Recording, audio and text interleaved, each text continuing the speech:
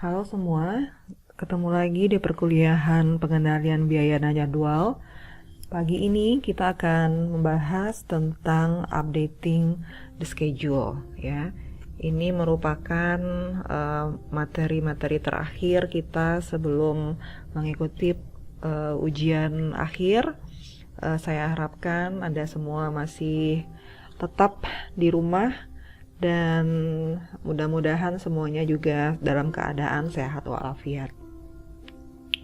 Oke, pagi ini saya akan mulai presentasi atau perkuliahan kita dengan sebuah pertanyaan, why update the schedule? Ya, kenapa kita harus mengupdate atau melihat status terkini dari sebuah schedule? Nah, kita tahu dalam pelaksanaan proyek itu biasanya schedule itu terdiri atas dua buah ya. Yang pertama adalah schedule rencana, di mana schedule rencana itu nantinya akan dilaksanakan pada saat kegiatan proyek konstruksi itu dimulai dilaksanakan. Kemudian yang kedua ada yang namanya schedule pelaksanaan ya. Jadi schedule pelaksanaan itu memuat ya terkait dengan kondisi pelaksanaan yang dijalankan. Nah, dalam pelaksanaan proyek itu jarang sekali atau bahkan hampir tidak mungkin itu schedule rencana benar-benar bisa diadopsi secara precise, secara tepat dari mulai pelaksanaan proyek sampai dengan akhir. Ada banyak hal atau ada banyak faktor-faktor yang menyebabkan di mana schedule pelaksanaan itu hampir tidak bisa mengikuti dari schedule rencana. Nah, sehingga pemilik proyek ataupun kontraktor itu perlu mengalokasikan waktu dan effort untuk mengecek aktual progres atau progres aktual dari rencana atau dari schedule rencana yang telah dibuat. Nah, pengecekan progres, kemudian bagaimana membuat adjustment terhadap pelaksanaan aktual dari konstruksi proyek tersebut, itu biasanya disebut sebagai updating. Nah, dari hasil updating kita bisa melihat kita bisa mengetahui situasi terkini dari pelaksanaan proyek. Apakah progres dari pelaksanaan proyek itu bisa mencapai schedule rencana yang telah ditetapkan, atau progres proyek itu malah tidak bisa mencapai dari schedule yang telah direncanakan. Nah, aksi-aksi atau kegiatan-kegiatan di mana schedule itu mengalami revisi untuk mengembalikan pelaksanaan aktual itu sesuai dengan schedule rencana, itu yang disebut sebagai rescheduling ya. Itu yang disebut sebagai rescheduling. Nah, rescheduling itu biasanya itu adalah merevisi dari schedule rencana yang disesuaikan dengan progres yang telah dicapai oleh kontraktor. Jadi bagaimana progres yang telah dicapai oleh kontraktor itu kita lakukan revisi terhadap schedule rencana sehingga nantinya schedule aktual itu bisa kembali sama atau sesuai dengan schedule rencana. Nah, ada banyak alasan kenapa seorang kontraktor itu harus melakukan updating terhadap schedule yang telah dilaksanakan. Nah, kita tahu bahwa di dalam pelaksanaan proyek ya itu amat sangat banyak faktor-faktor yang mempengaruhi dari pelaksanaan proyek ya dalam rangka mencapai kesuksesan, khususnya dalam hal waktu. Banyak permasalahan yang terdapat yang tidak bisa kita prediksi dari awal ya terkait dengan pelaksanaan proyek, atau mungkin juga ada kondisi-kondisi cuaca yang nantinya akan mempengaruhi kepada pelaksanaan proyek. Nah, bisa juga terjadi perubahan-perubahan terhadap rencana pelaksanaan proyek yang terkait dengan keinginan owner ya untuk merubah desain yang telah jadi. Nah, sehingga di sini schedule pastinya harus mengakomodasi hal-hal yang tidak bisa diprediksi dari awal tersebut. Nah, kemudian schedule yang telah direvisi itu nantinya harus bisa melakukan adjustment ya terkait dengan kondisi-kondisi yang menyebabkan terjadinya perubahan terhadap schedule rencana.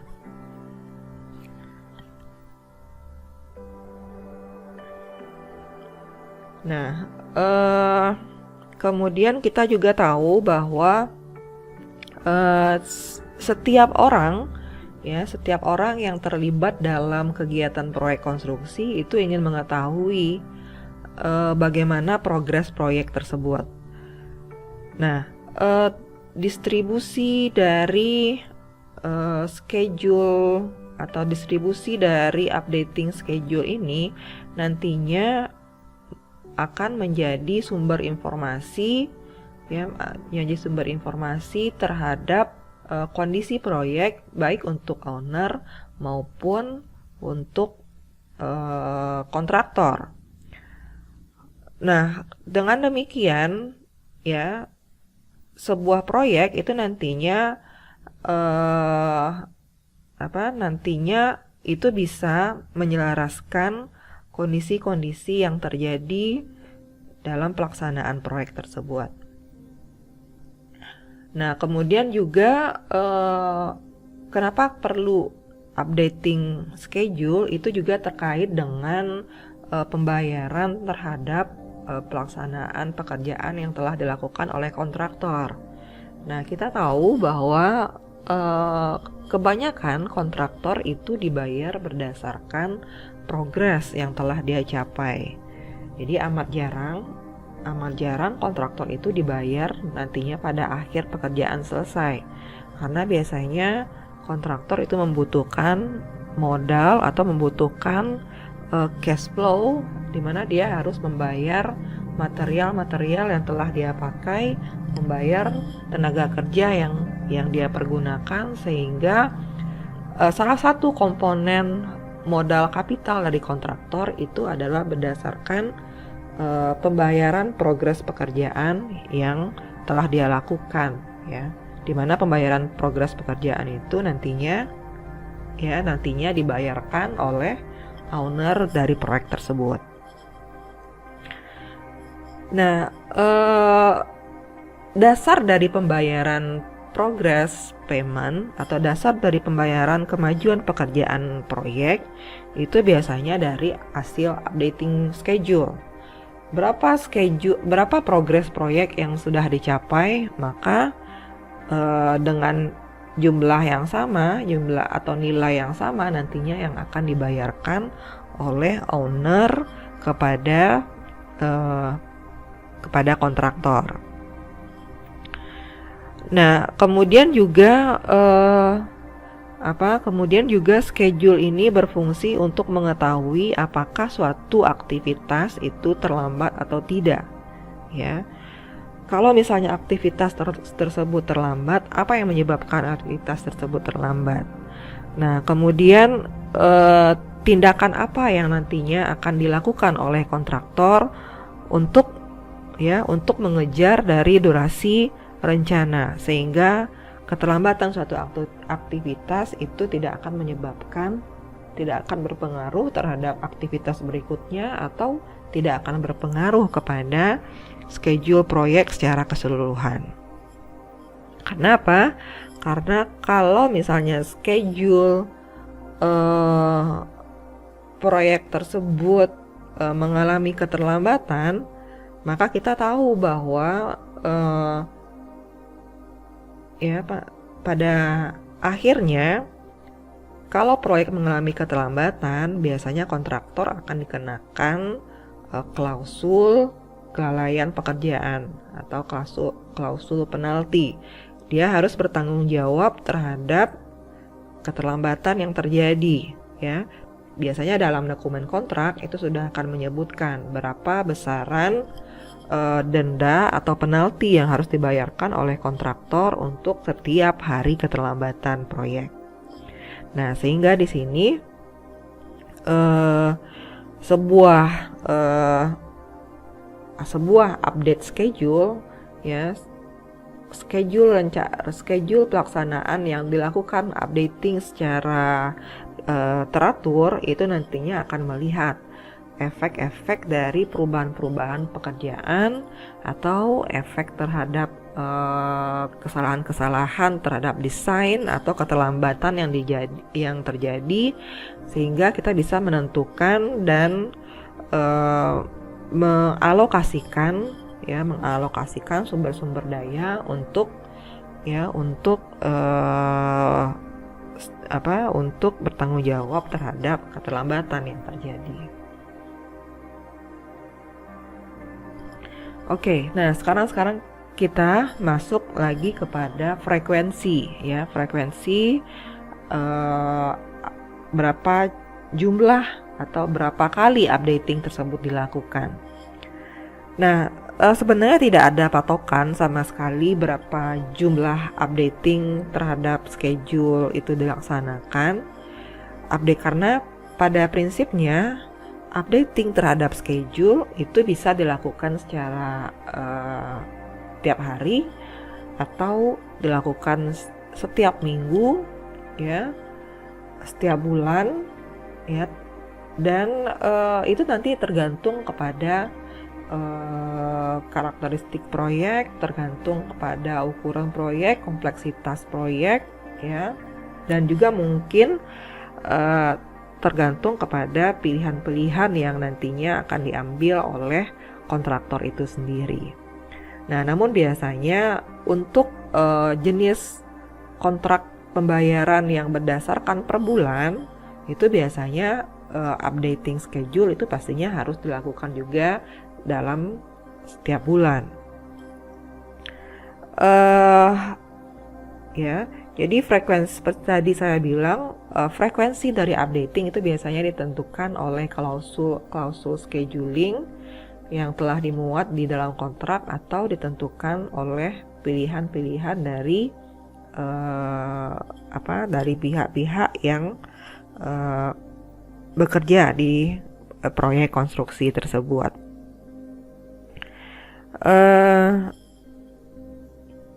Nah, jadi seperti tadi, fungsi dari updating adalah untuk mengetahui progres.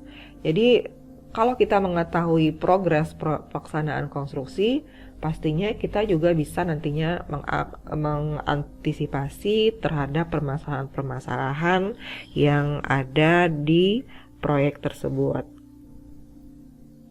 ya. Nah, kemudian kita lanjutkan bahwa, ya,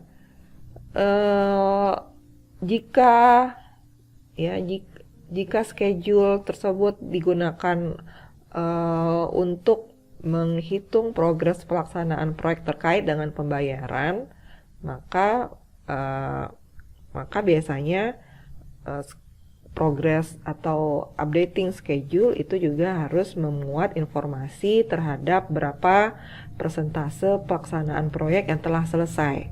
Ya, jadi tidak hanya sekedar update schedule terhadap pekerjaan-pekerjaan apa saja yang sudah selesai, namun schedule tersebut kalau dikaitkan dengan permintaan pembayaran progres kepada owner, maka updating schedule updating itu juga harus bisa menginformasikan berapa persen pelaksanaan proyek yang sudah selesai, sehingga persentase pekerjaan yang sudah selesai itu bisa nantinya akan dibayarkan oleh owner kepada kontraktor. Nah, kemudian kita dari hasil updating tersebut kita juga bisa mengetahui ya berapa durasi pelaksanaan proyek yang tersedia untuk menyelesaikan keseluruhan pekerjaan ya, karena terkadang durasi yang tersedia itu ternyata tidak bisa mengakomodasi persentase bobot pekerjaan yang tersisa ya. Nah, sehingga nantinya kalau misalnya itu terjadi, kontraktor pastinya harus mengantisipasi keadaan tersebut, misalkan dengan melakukan lembur atau dengan melakukan pertambahan tenaga kerja ya, atau dengan melakukan penambahan shift kerja, sehingga kegiatan-kegiatan yang akan dilaksanakan itu nantinya bisa menyesuaikan dengan rencana semula.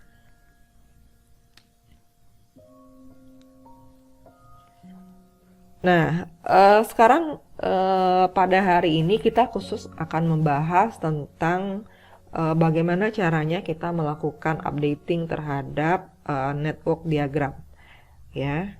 Sedangkan bagaimana kita melakukan updating terhadap bar chart itu akan kita pelajari pada minggu depan, minggu terakhir. Pada dasarnya updating network diagram ya, kita melakukan ya, kita menghitung terhadap progres pekerjaan yang telah diselesaikan ya. Jadi step pertamanya adalah kita melakukan update terhadap network diagram tersebut untuk mengetahui status dari proyek tersebut, berapa yang sudah dikerjakan,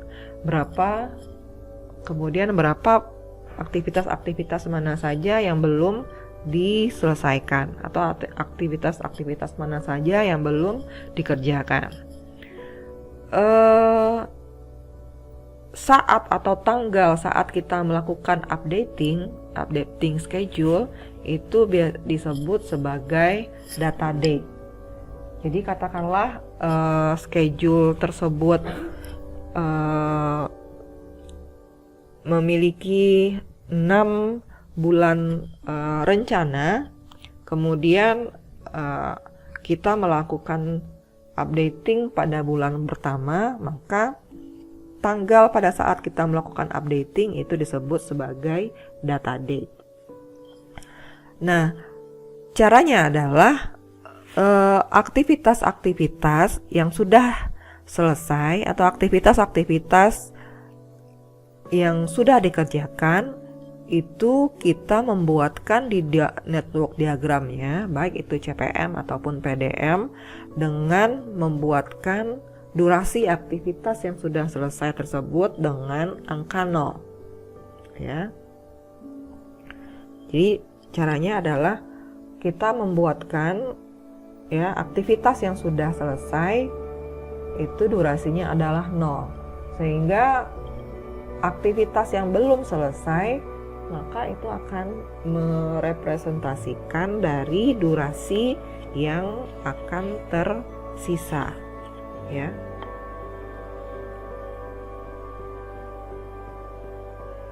Oke.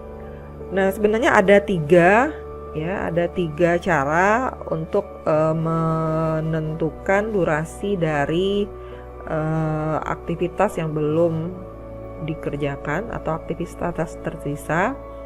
Bisa dari jumlah durasi tersisa, ya, bisa dari jumlah durasi tersisa, atau bisa dari bisa dari progres pekerjaan tersisa, ya, progres pekerjaan tersisa. Nah, ini adalah contoh. Yang pertama, ini yang di atas ini merupakan contoh dari network planning untuk schedule rencana, di mana ada pekerjaan A, B, C, D, dan E. Ya, pekerjaan A durasi rencananya 5 hari, pekerjaan B durasi rencana 10 hari, pekerjaan C durasi rencana 7 hari, pekerjaan D durasi rencana 3 hari, dan pekerjaan E durasi rencananya 6 hari. Sehingga proyek nantinya akan selesai dalam 31 hari.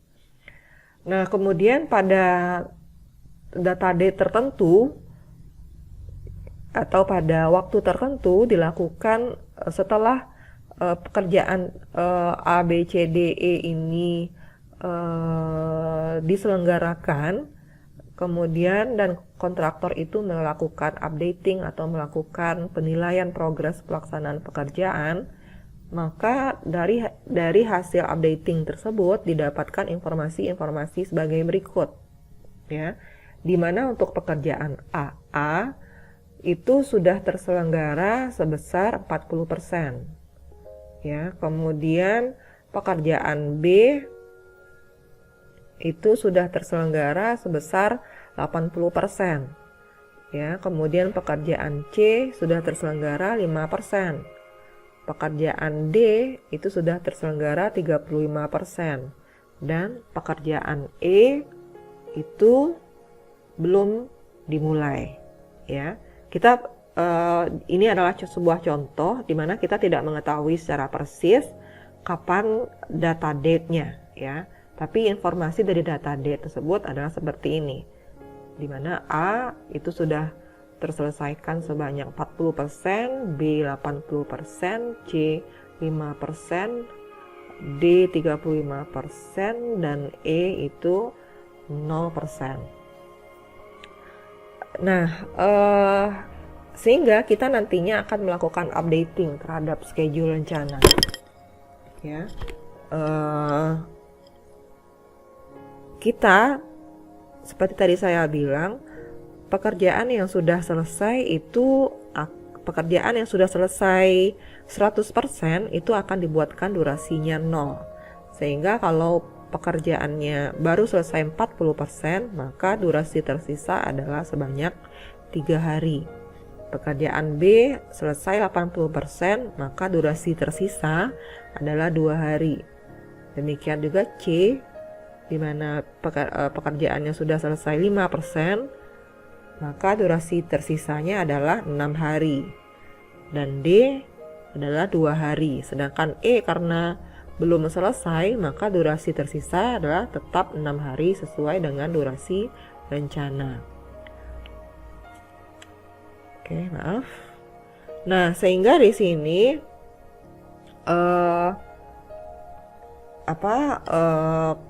proyek nantinya itu akan selesai 18 hari sejak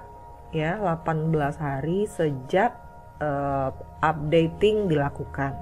Jadi 18 hari ini adalah dipatok atau diukur dari pelaksanaan updating progres pekerjaan tersebut, ya. Nah, itu adalah fungsi dari updating. Nah, sehingga nanti kita bisa kontraktor tersebut bisa melihat kalau misalnya pada saat dilakukan updating itu pada tanggal tertentu, kemudian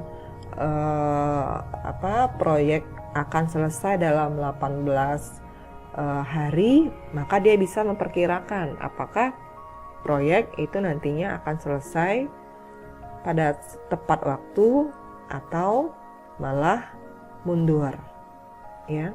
Nah, itu gunanya dari updating pekerjaan.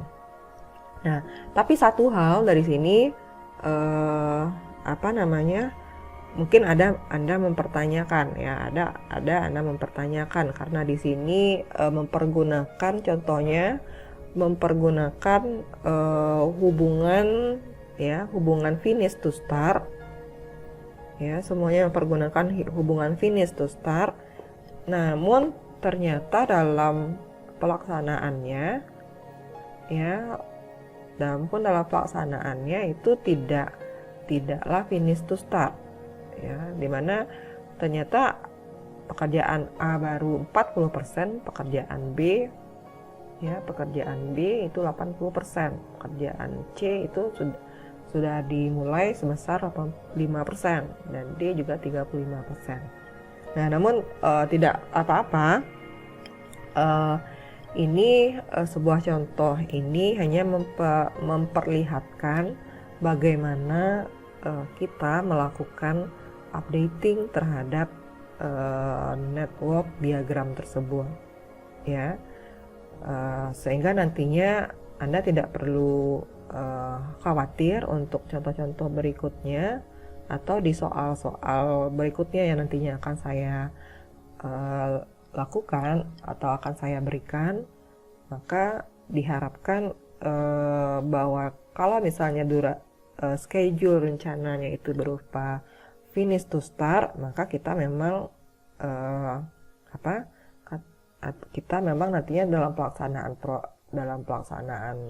pelaksanaan pekerjaannya juga akan menyesuaikan ya. Kalau misalnya pekerjaan tersebut disusun secara overlapping, maka kita juga harus mengakomodasinya dengan hubungan-hubungan yang lain yang bukan finish to start. Oke, baik, mungkin untuk hari ini itu saja bahan ajar kita kali ini. Nanti di contoh yang atau tugas yang akan saya berikan, Anda bisa mendalami materi updating schedule untuk network diagram ini ya, sehingga Anda bisa memahaminya secara lebih komprehensif. Oke, saya akhiri perkuliahan hari ini dengan mengucapkan alhamdulillahirabbil alamin. Wassalamualaikum warahmatullahi wabarakatuh.